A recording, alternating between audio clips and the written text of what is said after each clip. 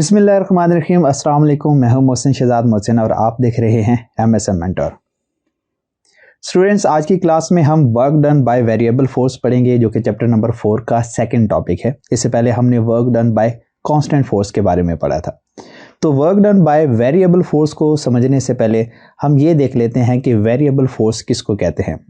बहुत सारे केसेस ऐसे होते हैं फिजिक्स के अंदर जहां पर फोर्सेस को हम कांस्टेंट नहीं रख सकते, यानी फोर्स की वैल्यू चेंज होती रहती है वर्क डन के प्रोसेस के दौरान। अगर हम एक ऐसी फोर्स का जिक्र करें जिसके अंदर मैग्नीट्यूड या डायरेक्शन या दोनों चेंज हो जाएं, तो उसको हम वेरिएबल फोर्स का नाम देते हैं। याद रहे, मैंने यहाँ पर और का वर्ड यूज किया है। सिर्फ मैग्नीट्यूड भी चेंज हो सकती है और सिर्फ डायरेक्शन भी चेंज हो सकती है, और ये दोनों भी चेंज हो सकती है। तो इन दोनों में से कोई भी सिचुएशन हो जाए तो ऐसी फोर्स को हम वेरिएबल फोर्स का नाम देते हैं। इसकी कुछ एग्जांपल है हमारे पास, जैसे कि अगर ज़मीन की सरफेस से दूर जा रहा है एक रॉकेट, तो ये भी एक वेरिएबल फोर्स की एग्जांपल है। अब जब वो ज़मीन की सरफेस से दूर जा रहा होता है तो वो ज़मीन के ग्रेविटी के अगेंस्ट वर्क कर रहा होता है। जब उसमें मुसलसल उसमें फोर्स की जो वैल्यू होती है वो तब्दील होती रहती है। ये इनवर्स स्क्वायर लॉ को ओबे करती है। दूसरी एग्जांपल ये है कि जब मैथ स्प्रिंग सिस्टम के अंदर एक स्प्रिंग को स्ट्रेच किया जाता है तो उसमें जो फोर्स की वैल्यू होती है वो भी चेंज होती रहती है। ठीक है, तो ये कुछ एग्जांपल है हमारे पास वेरिएबल फोर्स की।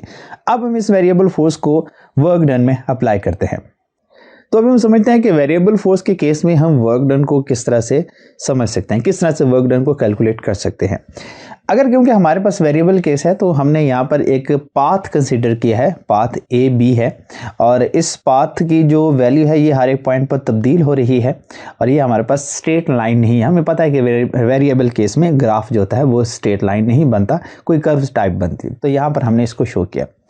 अब हमारे पास बच्चों जो फार्मूला है ना, वो वर्क डन फाइंड करने के लिए वो कांस्टेंट फोर्स के लिए हमें पता है, और जिसमें डिस्प्लेसमेंट भी कांस्टेंट ही होता है। ठीक है, अब यहाँ पर वो सिचुएशन है, यहाँ पर फोर्स की जो वैल्यू है वो वेरिएबल है। हम क्या करते हैं कि उसको कांस्टेंट बनाएंगे। जब कोई कर्व पाथ होता है उसके हम स्मॉल छोटे छोटे पैचेस बना लेते हैं, और वो पैचेस इस तरह से बने कि हर एक पैच के दरमियान में जो फोर्स की वैल्यू है वो कांस्टेंट रहे और डिस्प्लेसमेंट भी कांस्टेंट हो। ठीक है, ऐसा हम बना सकते हैं। तो यहाँ पर जो हमारे पास टोटल पाथ था AB, उसको स्मॉल पैचेस में हमने डिवाइड कर दिया, और यहाँ पर हम ये अज्यूम करेंगे, ये मान के चलेंगे कि हर एक पॉइंट पर जो डिस्प्लेसमेंट कवर हो रहा है वो एक जैसा है, और इनके ऊपर लगने वाली जो फोर्सेस हैं उन फोर्सेस की वैल्यू भी कांस्टेंट है।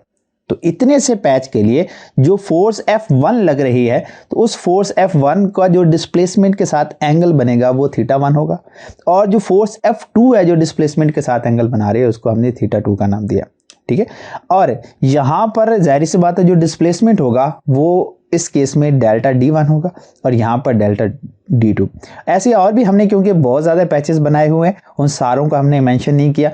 हमने पहले दो और फिर लास्ट पे डेल्टा DN से हमने इसको रिप्रेजेंट किया है। तो यहाँ पर भी कोई ना कोई फोर्स लग रही होगी, उसकी वैल्यू को हमने नहीं लिखा। तो जो बातें हमने यहाँ सारी लिखी हैं, मैंने आपको बताई हैं, उन बातों को हमने यहाँ पर लिखा भी है कि जो फिगर है ये XY प्लेन के अंदर हमें पार्टिकल के मोशन को बता रहा है जो पॉइंट A और B के दरमियान में है। और यहाँ पर हमने जो टोटल पाथ था उसको n इंटरवल्स के अंदर डिवाइड कर दिया। हर एक इंटरवल का जो डिस्प्लेसमेंट है वो delta D1 delta D2 up to so delta DN के साथ हमने इसको रिप्रेजेंट किया, और हर एक डिस्प्लेसमेंट के कॉरेस्पॉन्डिंग लगने वाली फोर्सेज की जो वैल्यू है वो F1 F2 up to so on FN तक हैं, जो कि यहाँ पर दिखाई गई। अगर हम क्या करें कि फिलहाल बाकी सारे केसेस को इग्नोर करें और सिर्फ इस पहले पार्ट के ऊपर जरा तवज्जो से देखें, तो ये लग रही है एक कांस्टेंट फोर्स F, और इस कांस्टेंट फोर्स के लगने की वजह से होने वाला जो डिस्प्लेसमेंट है वो है D1, और इनके दरमियान बनने वाला जो एंगल है वो एंगल है θ1। तो हमारे पास वैसे वर्क डन कांस्टेंट फोर्स के लिए जब हम फाइंड करते हैं तो वो होता है FD cos θ होता है। तो देखें वही सिचुएशन बन रही है, हम इस एक छोटे से पोर्शन के लिए वर्क डन फाइंड कर सकते हैं। ऐसे अगर मैंने इस दूसरे पार्ट के लिए फाइंड करना है तो यहाँ पर भी तो देखें इतने से पोर्शन पर जो फोर्स लग रही है ये भी कांस्टेंट है, इससे होने वाला डिस्प्लेसमेंट भी बिल्कुल कांस्टेंट है। तो ये बन जाएगा दोबारा से FD cos θ। हमने ये कांस्टेंट फोर्स के लिए यहाँ पर पढ़ा था। यहाँ पर ये जो फोर्स होती है ये कांस्टेंट फोर्स होती है। अब क्योंकि हमारे केस में ये सारी फोर्स वेरिएबल थी तो हमने स्मॉल पैचेस बना के हर एक पैच के अंदर, हर एक इंटरवल के अंदर फोर्स को कांस्टेंट बनाया, तो यहाँ पर हम फोर्स को, इस फोर्स को भी कांस्टेंट कहेंगे। तो ये होगी F2। यहाँ पर जो स्मॉल पैच है, क्योंकि ये डिस्प्लेसमेंट बहुत छोटा है, तो स्मॉल इंटरवल के लिए हम डेल्टा को रिप्रेजेंट करते हैं यहाँ पर, तो ये बन जाएगा 2। और इसके कॉरेस्पॉन्डिंग बनने वाले जो एंगल होगा वो होगा θ2, तो यहाँ पर भी आ जाएगा 2। तो इसी सारी चीज़ को जो मैंने यहाँ पर रफली लिखा है, हमने इससे आगे इसको लिखा है, ठीक है, कि हर एक स्मॉल इंटरवल के दौरान हम जब फोर्स को अप्रॉक्सीमेटली कांस्टेंट कंसीडर करते हैं तो तब हम वर्क डन को इस तरह से कैलकुलेट करते हैं। तो हमने इतने से पोर्शन के लिए जो वर्क डन निकाला, उस वर्क डन को मैं W1 का नाम दूंगा, ठीक है। तो ये हमारे पास फार्मूला बनेगा F1 cos θ1 डेल्टा D1।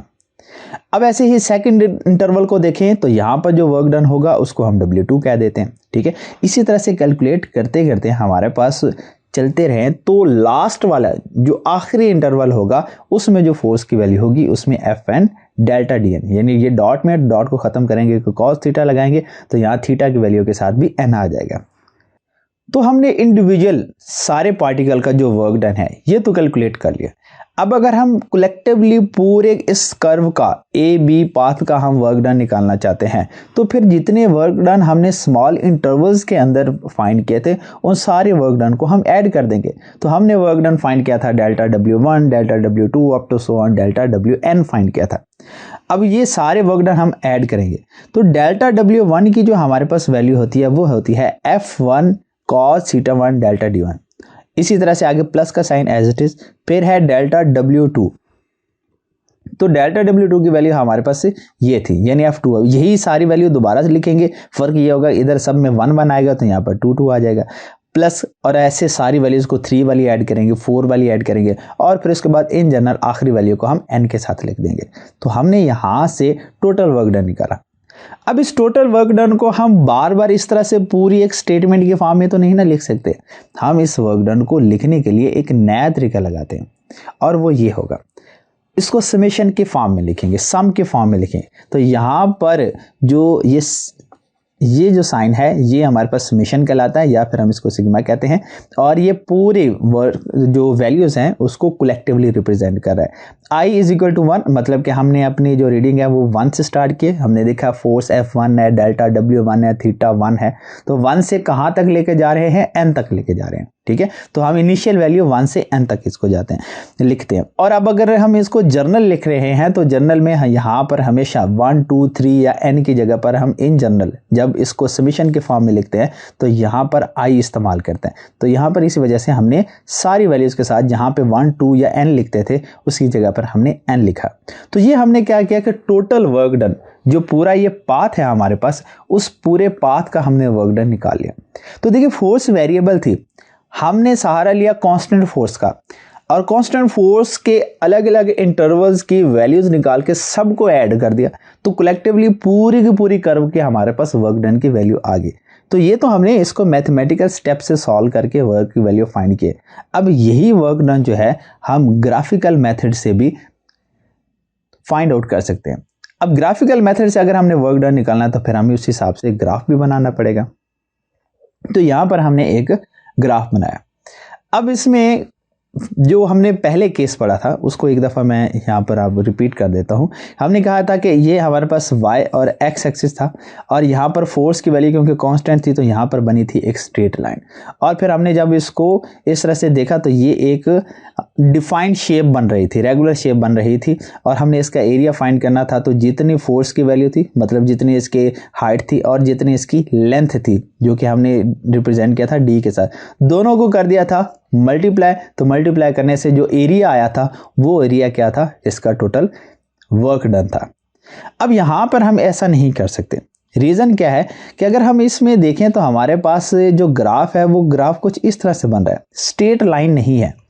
अगर लाइन स्ट्रेट नहीं है तो फिर हम इसके लिए अगर हम इसको मिला दें नीचे की तरफ तो इधर जो बनने वाला एरिया जो शेप होगी वो शेप कोई रेगुलर शेप नहीं है कि जिसका डायरेक्ट हम कोई फार्मूला लगाएं और फार्मूला लगा कर उसकी वैल्यू फाइंड कर लें।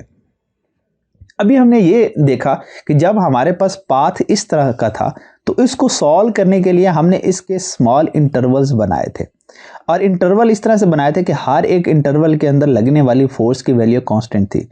ऐसे ही हम क्या करेंगे, जब इसको ग्राफिकल मेथड से सॉल्व करने लगेंगे तो यहाँ पर भी उसी तरह से हम इंटरवल ही बनाएंगे, और इस तरह से इंटरवल बनाएंगे कि हर एक इंटरवल के अंदर जो हमारे पास वैल्यू होगी वो कांस्टेंट वैल्यू को रिप्रेजेंट करेंगे। चलें इस बात को अब इसी डायग्राम से समझ लेते हैं जो कि हमने बनाई है। हमने क्या किया, इसके कुछ पैचेस बनाए। पैचेस बनाने की वजह से देखें तो यहाँ पर एक पूरी एक रेक्टेंगल बन जाती है। अगर इस पोर्शन पर आप देखें तो ये एक मुकम्मल रेक्टेंगल बनती है। अगर आप इस रेक्टेंगल में हमने ये जो बेसिकली ग्राफ बनाया ये एफ कॉस थीटा और डी के दरमियान में बनाया, यानी इस साइड पर हम टोटल इसका डिस्प्लेसमेंट लिखेंगे और ऊपर वाली डायरेक्शन में हम इसका फोर्स का कॉज कंपोनेंट लिखेंगे। बेसिकली ये जो हम ग्राफ बना रहे हैं ये फोर्स और डिस्प्लेसमेंट के दरमियान में नहीं है, बल्कि फोर्स के कॉज कंपोनेंट और डिस्प्लेसमेंट के दरमियान में है। ठीक है, इस बात का ध्यान रखना है। अगर हम इससे आगे देखें तो यहाँ पर भी हमने इसको बनाया तो उसी हिसाब से है, एक रेक्टेंगुलर शेप में बनाया है, और इससे आगे देखें तो ये भी एक रेक्टेंगुलर शेप में एरिया बन रहा है। अगर हम इस रेक्टेंगल का एरिया फाइंड करें, इस रेक्टेंगल का भी एरिया फाइंड करें, यहाँ जो तीसरी रेक्टेंगल बन रही है इसके एरिया भी फाइंड करें, चौथी का भी, पांचवी का, जितनी भी रेक्टेंगल बना रहे हैं सारी रेक्टेंगल के एरिया फाइंड करें, फिर उन सारे एरियाज को ऐड कर देंगे तो ओवरऑल इस कर्व के नीचे जितना भी एरिया वो हम फाइंड आउट कर लेंगे। तरीका तो ठीक है, हम इस तरह से फाइंड तो कर सकते हैं, लेकिन यहाँ पर अगर हम देखें तो कुछ प्रॉब्लम्स भी हैं हमारे पास। जब हमने ये इंटरवल इतने बड़े रखे हैं तो इधर आप देखें तो इस पोर्शन के अंदर, जिसको ये अभी मैं हाईलाइट करने लगा हूँ, इतना सा पोर्शन ऐसा है जो कि एक्स्ट्रा आ रहा है। ये अगर हम देखें तो ये वाला पोर्शन भी एक्स्ट्रा है जो कि इस ग्राफ के अंदर नहीं है, लेकिन अगर जब हम पूरी रेक्टेंगल का एरिया फाइंड करेंगे, इस पूरी रेक्टेंगल का, तो हम तो इतने से पोर्शन का भी तो एरिया फाइंड करेंगे, जबकि ये वाला पोर्शन तो हमारे ग्राफ के अंदर है ही नहीं। ऐसे ही हम इसको देखेंगे, अगर हम इस पोर्शन को देखें तो इस पूरी रेक्टेंगल का एरिया फाइंड करते वक्त हम इस पोर्शन का भी तो एरिया फाइंड करेंगे, तो ये एरिया भी तो इस ग्राफ के नीचे नहीं है। इसका मतलब है कि ये एरिया कुछ एक्स्ट्रा एरिया बन जाएगा। इस प्रॉब्लम से भी बचने के लिए हम क्या करेंगे, यहाँ पर जो हमने डिविजन्स की है, जो इंटरवल्स बनाए हैं, इन इंटरवल्स को और ज़्यादा छोटा कर देंगे। इसी सारे इंटरवल्स को मैं फ़िलहाल हाफ कर देता हूँ। अब अगर आप देखें तो इस इंटरवल को हाफ किया है तो ये दो हिस्सों में बट गया।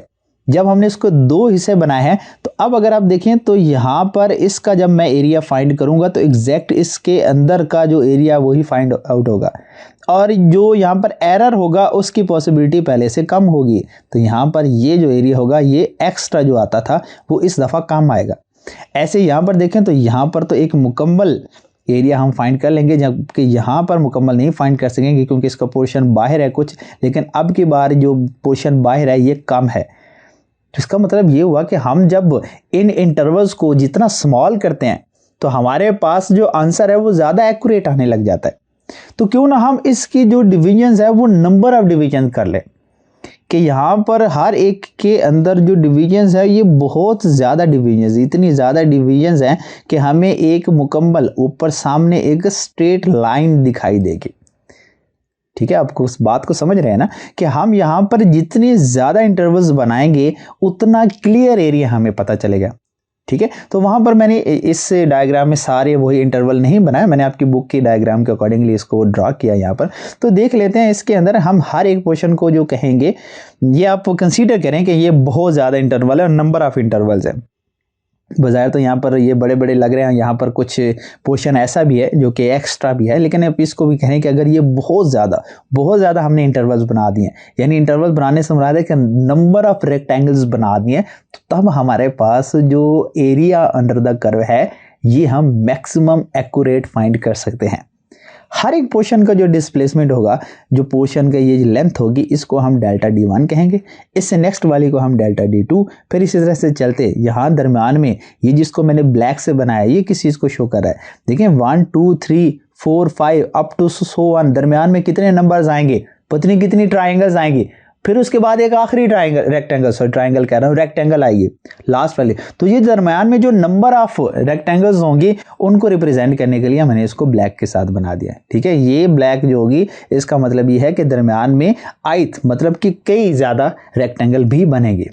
और फिर उसके बाद हमारे पास एक आखिरी रेक्टेंगल बनेगी जिसका डिस्प्लेसमेंट हमने किसके साथ रिप्रेजेंट किया है, डेल्टा D1 2 और अप टू डेल्टा DN के साथ। इस हिसाब से अगर हम देखें तो ये जो पूरा एरिया है A से B तक कवर हुआ है और जो इसका ये कंपोनेंट होंगे हमारे पास ये कहलाएंगे F1 cos θ1 इतने, क्योंकि ये डेल्टा D1 है तो ये उसके कॉरेस्पॉन्डिंग जो फोर्स का कंपोनेंट होगा कॉस वाला वो 1 वाला होगा, 2 के कॉरेस्पॉन्डिंग 2 का होगा, I के कॉरेस्पॉन्डिंग जो होगा वो I का, और इसी तरह से N के कॉरेस्पॉन्डिंग हमारे पास Fn cos n थीटा हो जाएगा। ठीक है, cos थीटा n। अब अगर हम इसमें देखें तो हमारे पास जो वर्क डन होगा वो हम यहाँ से कैलकुलेट कर सकते हैं। यहाँ पर हमने लिखा था डिस्प्लेसमेंट D हैज़ बीन सब divided into n equal intervals को। ये जो पूरा डिस्प्लेसमेंट है हमने उसको n इंटरवल्स के अंदर फर्दर डिवाइड कर दिया है। तो अगर हम यहाँ से इस F cos θ1 को डिस्प्लेसमेंट के साथ मल्टीप्लाई करेंगे, यानी यहाँ पर जैसे आ रहा है F1 cos θ1 और साथ में ये डिस्प्लेसमेंट 1, ये एक वर्क डन की वैल्यू आएगी। ऐसे हम इसके लिए भी फाइंड करेंगे, इसके लिए भी, यहाँ आयत के लिए भी, चलते हुए एंड तक सब के लिए फाइंड करेंगे तो हमारे पास इस कर्व के अंदर जितना भी एरिया है उस सारे का वर्क डन की वैल्यू आ जाएगी।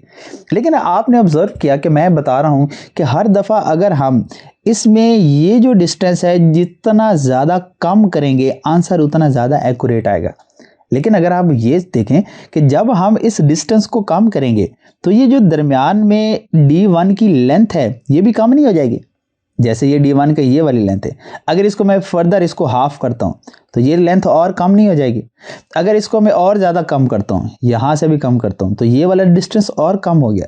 अगर मैं यहाँ पर नंबर ऑफ लाइंस ड्रॉ करता हूँ, सब इंटरवल्स बनाता हूँ, तो ये वाला जो डिस्प्लेसमेंट है ये कम होते होते कहाँ चला जाएगा, ये कम होते होते इतना कम रह जाएगा कि ये ज़ीरो को अप्रोच करने लग जाएगा। हम इसको एग्जैक्ट ज़ीरो नहीं करेंगे, जाहिर सी बात है फोर्स लगने से कुछ ना कुछ डिस्प्लेसमेंट हुआ है तभी हम इसको वर्क कह रहे हैं ना। अगर डिस्प्लेसमेंट नहीं हो रहा तब तो वर्क डन भी नहीं होगा। डिस्प्लेसमेंट को ज़ीरो नहीं करना कि ये इंटरवल्स जितने कम होंगे ये इतना ज़्यादा डिस्प्लेसमेंट ज़ीरो को अप्रोच करेगा। ठीक है, जब ज़ीरो को अप्रोच करेगा तो तब हमारे पास जो रिजल्ट्स होंगे वो कुछ इस तरह से बनेंगे। ठीक है, हम यहाँ पर एक लिमिटेशंस लगा देते हैं वर्क डन। पीछे हमने टोटल वर्क डन फाइंड करने का फार्मूला बनाया था जो कि ये था, जिसको हमने समेशन के फॉर्म में लिखा था, इसको पहले डिस्कस किया है, लेकिन तब हमने ये लिमिट नहीं लिखी थी। जब आप ग्राफिकल मेथड के अंदर इतने कम इंटरवल्स बना देते हैं, इतने ज़्यादा इंटरवल्स बनाते हैं कि उसमें जो डिस्प्लेसमेंट होता है वो कम हो जाता है, इतना कम हो जाता है कि वो ज़ीरो को अप्रोच कर जाता है, तो तब यहाँ पर ये जो फार्मूला आता है ये हमारे पास वर्क डन फाइंड करने का फार्मूला आता है। लेकिन इससे हमें फ़ायदा क्या होता है, जब हम नंबर ऑफ़ इंटरवल्स बना लेते हैं, यहाँ पर ये जो मैंने डायग्राम बनाई है इसके अंदर आप कंसीडर करें कि हमारे पास बहुत ज़्यादा छोटे छोटे बहुत ज़्यादा इंटरवल है, इतने ज़्यादा इंटरवल हैं कि अब अगर हम इस ऊपर वाले इस पोर्शन को देखेंगे तो ये लाइन हमें बिल्कुल एक स्मूथ लाइन नज़र आएगी। उसके अंदर जो पहले छोटे छोटे इस तरह स्टेप्स बन रहे थे, जंप्स बन रहे थे, वो अब की बार नहीं बनेंगे। ये हमें फ़ायदा होता है अगर हम डिस्प्लेसमेंट को कहाँ पर लेके जाएं, इतना काम कर दें कि वो ज़ीरो को अप्रोच करवा दें, तो ऐसी सिचुएशन में हमारे पास ये एक लाइन जो बनती है ये स्मूथ लाइन बनती है और उतना ही ज़्यादा वर्क डन की क्लियर और एक्यूरेट वैल्यू हमें देखने को मिलती है। तो ये था हमारे पास work done by variable force. उम्मीद है आपको समझ आया होगा। आपसे मुलाकात होती है नेक्स्ट टॉपिक में, तब तक के लिए अल्लाह हाफिज़।